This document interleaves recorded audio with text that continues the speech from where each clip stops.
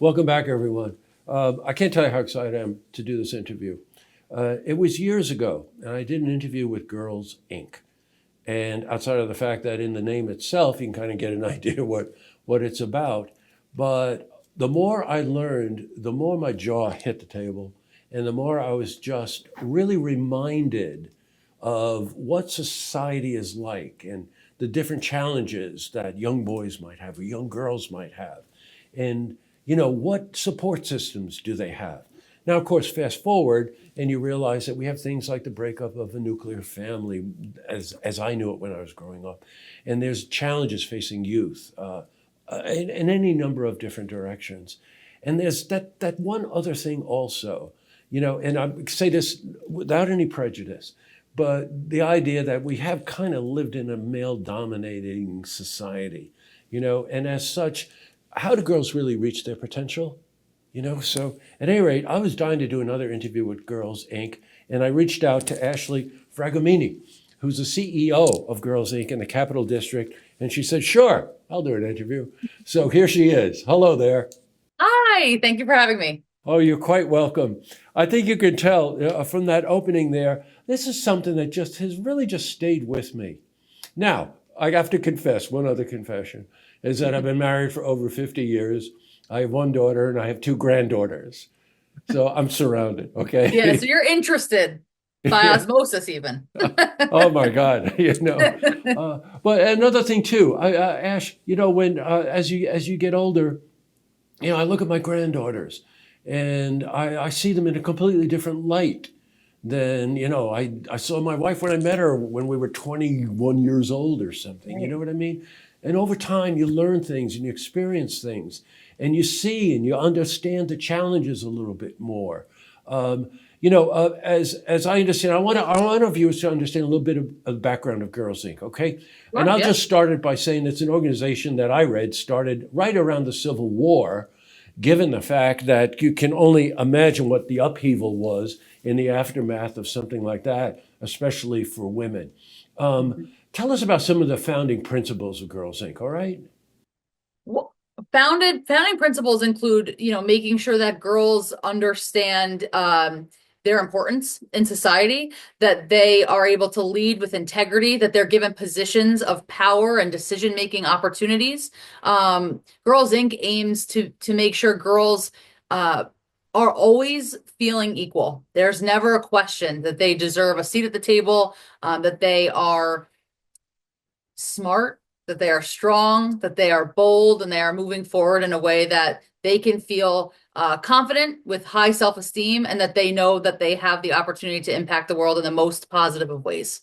Well, you're going to the essence of empowerment, right? That's right. And a word that I particularly hear more than I think I've ever heard, you know, and it's not necessarily a political statement, but when the country decides to shift this way instead of this way, or down the middle, you start to put into question, well, people who should be empowered, will they continue to be empowered? And when you come right down to it, there are a lot of variations on that theme, Ash. But when it comes down to it, what we're saying about girls is just very, very important piece of this puzzle. How they're viewed, what opportunities they have. Are they recognized for their efforts equally in society? I want to say to our viewers, I went online. I always try to do a little bit of research beforehand. And when I went to the value statements of Girls Inc., they were using words that just really stuck in my head, and I just circled them here: dignity, strength, diversity, accountability, and collaboratively. Think about what those words mean and what they mean in terms of your own personal development or your ability to work with others.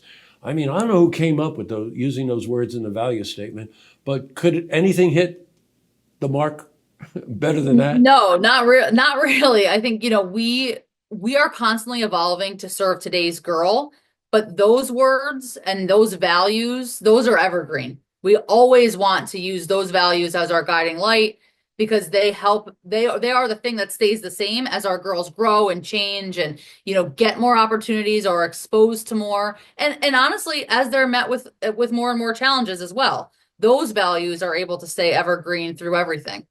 Hey, I earmarked a couple of things that I wanted to try to focus on here. Sure. The summer camp program has always been a big deal with Girls Inc. And I understand that you're continuing that mission, but you're expanding it also, correct? We are, yes. So we in 2024 made a strategic decision to provide summer camp to 75 girls per week for free, which is not something that we've been able to do in the past.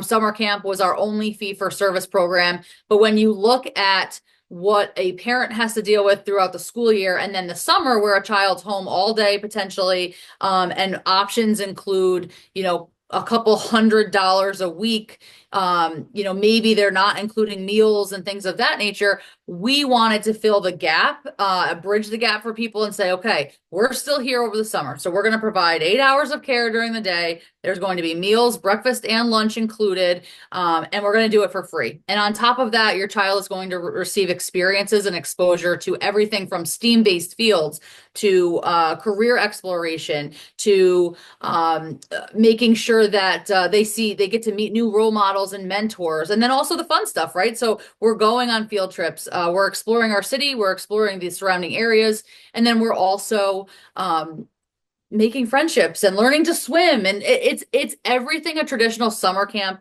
provides, but we get to do it for free, and we get to do it the Girls Inc. way. Now, age group for that? So for that program right now, that's a K-5, a kindergarten through fifth grade summer camp. Then we also provide on the opposite end of the spectrum an 8th to 12th grade program, which is our Eureka program. So that starts over the summer, and that's in collaboration with the University at Albany.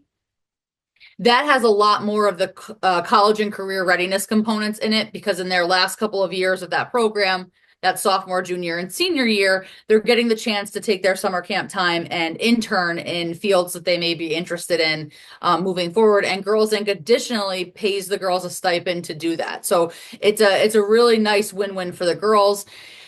And then new this year in 2025, we're very excited about creating a curriculum around 6th and 7th graders where we take some of those more mature parts of that kindergarten through 5th grade summer camp. So maybe you're looking at some of the swim opportunities, definitely the meals, and some of the career exploration, mentorship opportunities, mixed with some of the introductory level Eureka programming opportunities, and we're creating an Ignite program for our summer camp as well. So specifically catering to 6th and 7th grade girls, where they're at from a social emotional standpoint, where they're at kind of in their growth. Middle school, I don't think it would be any surprise to anyone to hear that middle school can be a scary time for any child, but specifically a girl. There's a lot of change happening. So instead of taking 6th and 7th graders and kind of pushing them in one direction or another, we're creating something just for them. So something that's really tailored to where they're at. And that will be this Ignite program, which will be year round, but it will also have a summer camp specifically component. So we're very excited about that. Oh, I bet. Oh, you really answered my next question. I just want to go back on it to make sure I understood it. I'm very familiar with Eureka program, and I was wondering what Ignite is. So Ignite program is really kind of a glue between the two age groups, right? Yes. So we say that it's bridging the gap between those two age groups. Traditionally, what has happened, and this isn't just a Girls Inc. This is like a more of a universal youth development, I think, kind of happening. We have kids that stay in that after school space from K to 5th grade, and then in that 6th and 7th middle school time, parents, I think, feel more comfortable with their maturity levels and they can go home. It's not to say that we don't think kids should go home and that they're not mature enough to do that. But then what are they doing when they're there, right? So by creating this 6th and 7th grade program, which is not going to be the traditional 5 days a week, because I believe with my tenure in youth development that that's where we tend to lose kids by saying you have to be here 5 days a week to get the whole thing. Once they're in 6th and 7th grade, not only are they maybe mature enough to go home 1 or 2 days a week, but they're also at a school level where they can maybe play a modified sport. They can be a part of different clubs. So we're, again, by really focusing just on the 6th and 7th grade age, we're saying Girls Inc. is complementing everything that you're trying in 6th and 7th grade. We're not the only show in town. We're not the only game in town. We want to complement what you're doing so that you, as a girl who's in 6th or 7th grade, can have the most well-rounded experience in middle school possible. Oh, that's fabulous. You know, one of my granddaughters is right in that pocket. So I can relate to this really just watching Yeah. her. I just relate to it, you know, if you know what I mean. And she's rather Yes. bold to start with. So, you We know. love that. Oh, yeah. Yeah, I bet. Sometimes I ask my daughter about her. I think, you know, boy, she's pretty bold. And my daughter says to me, you should be here 24/7, you know. You have no idea. You have no idea. One other thing that I went back and looked at some of the things I talked about.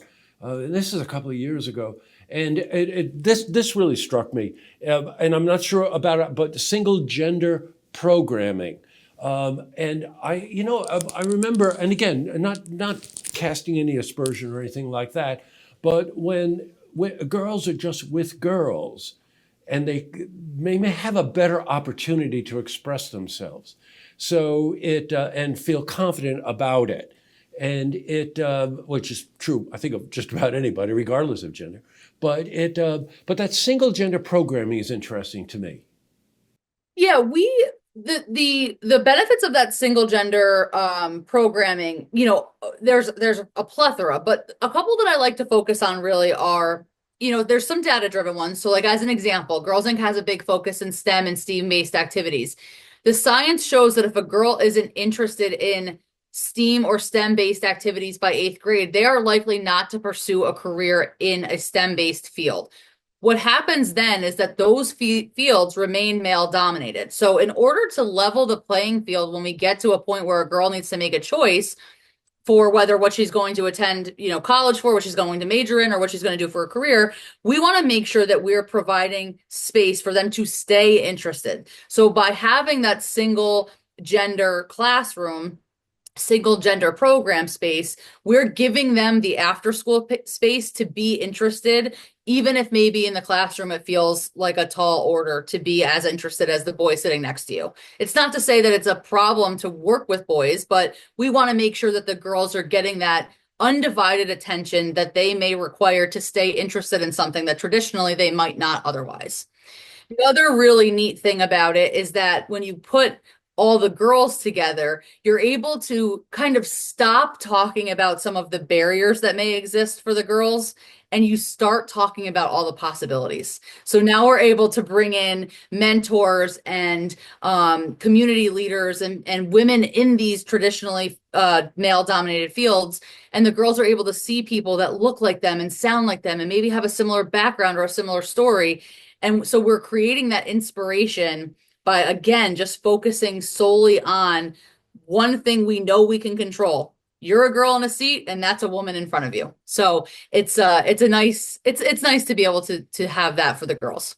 Wow, I do a lot of interviews, Ash, and that was so well said. I can't stand it. That was really Thank well you. said, and so true. And one just comment. Thank you for saying STEAM Yeah, instead of STEM. STEM is very valuable, but STEAM is even more valuable because that little A tucked in the middle has to do with the arts, right? And it absolutely. The A, so important. And I feel very confident in saying that our affiliate, in the greater capital region, serving Albany, Schenectady, Troy, surrounding areas, we have made that a priority to keep that A in STEAM and make sure that we're working with partners that understand that that A is just as important as the other four letters. Yeah, for sure. Boy, we're out of time. To our viewers, you'll see a web address on the bottom of the screen. I can't encourage you more to just go and find out about Girls Inc. Again, I think I started this interview by saying, Girls Inc., it's pretty evident what it's about, but you don't know the depth of it and the meaning of it. When they use words in their mission like strong, smart, and bold, they use words like powerful. These are things that empower people. And I just am very, very taken with the organization. So thank you very much, Ash, for taking the time to explain to our viewers a bit about what you do. And please stay in touch and keep us in mind with any updates, okay? Excellent. Thank you so much for the time. I really appreciate it. You're quite welcome. You take care. You too. Bye-bye.